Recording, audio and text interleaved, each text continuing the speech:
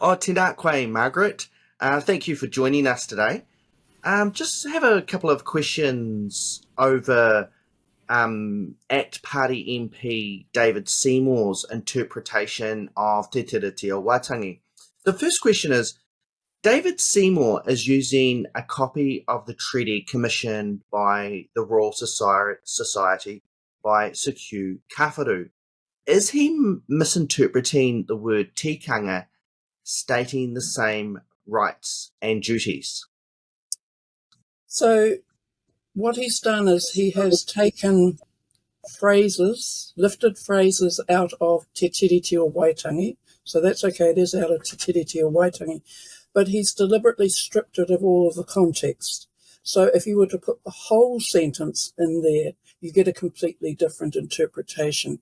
So when he's talking about tikanga, what Article 3 was about was that Māori would have full access to the culture, the ways of being of the English.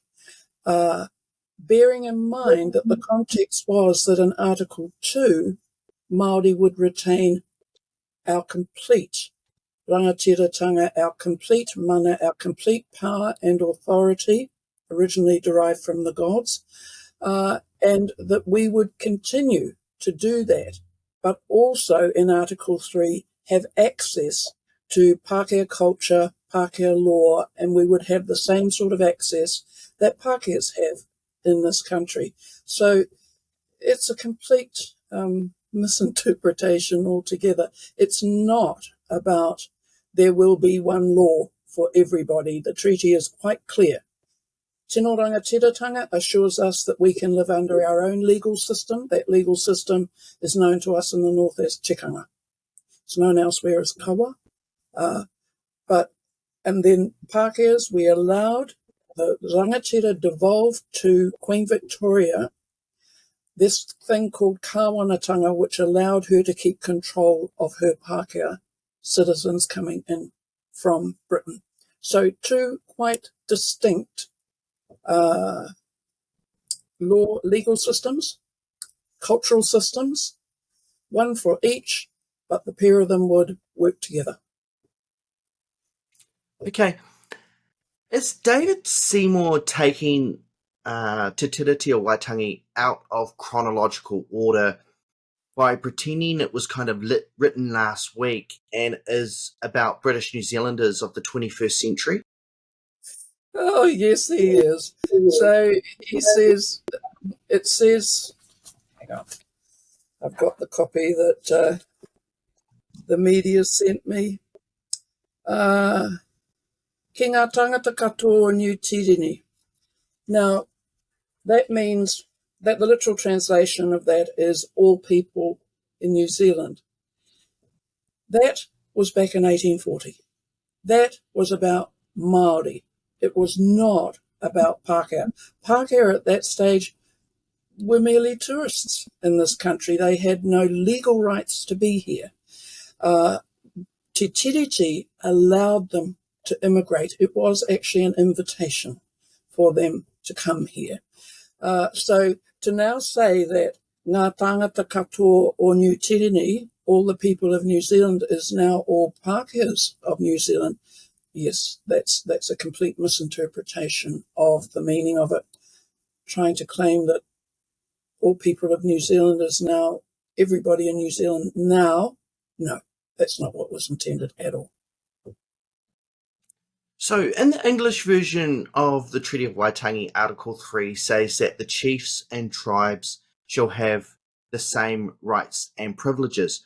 But Seymour uses the Te Reo Māori conversion of Te Tiriti o Waitangi, stating that they would have the same rights and duties. I see a big difference there between rights and privileges and rights and duties.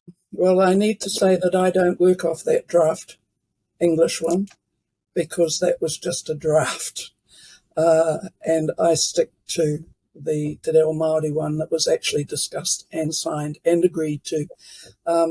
However, if you want to start talking about that sort of thing, it is so far away from what was actually agreed to, which was, as I just said, tikanga Māori, Māori law, the Māori legal system, the Māori culture would remain unchanged.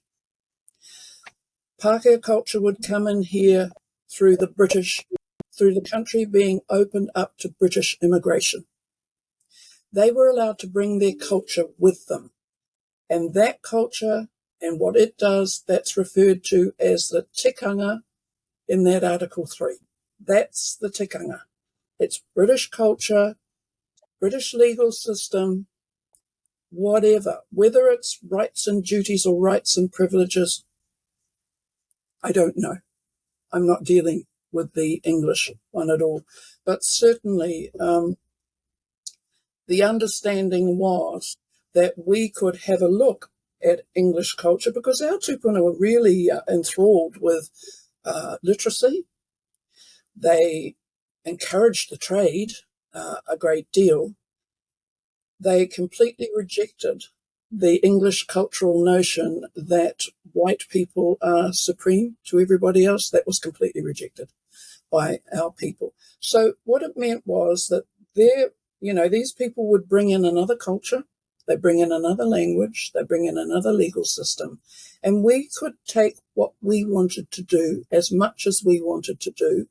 We would have full access to that and be able to operate fully under that one and our own. So, if that involved having privileges, we would get the privileges. If that involved having duties, we would have the duties, but always having regard for the fact that our tino rangatiratanga and our mana was primary in this country. Interesting. Do you feel that we need an updated interpretation of Te Tiriti o Waitangi that is not involving the Crown? Te Tiriti o Waitangi itself is never going to change. It's for us in the Taitokera in particular, we call it a kawinata tapu. It's a very sacred covenant. One thing you do not do with kawinata tapu is you don't raweke them. You don't interfere with them. You don't touch them. As soon as you start fiddling with them, then all sorts of things go wrong. So in terms of Te Tiriti itself, no, it remains as it is. In terms of the constitutional makeup of this country, one thing that became very clear on Saturday at our hui was that these assertions that we don't have a written constitution in this country are simply false. We do have a written constitution. It is He Whakaputanga and Te Tiriti together. So we need to stick to that. Now, in terms of Te Tiriti, do we need a different constitutional arrangement in order to uphold Te Tiriti? Absolutely. Absolutely. And under that comes the call that our people have been articulating for a long time now, that the system, the constitutional arrangements in this country must provide for the fact that Māori will make our own decisions about our own lives according to our own legal system and according to our own culture. And that system must be clearly understood and clearly recognised in this country. So in that respect, yes, but it's not about changing Te Tiriti. It's actually about upholding Te Tiriti. So in some circles in this country, there's many believe that Queen Victoria was offered sovereignty over an entire civilization. Is this realistic? No. And for this one, it's totally, that assumption is totally unrealistic, illogical, and it just simply didn't happen. And the reason is really quite simple. All you have to do is just step yourself back into the reality of 1840. You had in this country, demographers will say that you had between 70 and 90,000 people here. They were just counting who was along the coastline. I would say that there were several 100,000 of us here in 1840. And then in the north mainly, but some in Waikato as well, you had a handful, less than 2,000 Pākehā.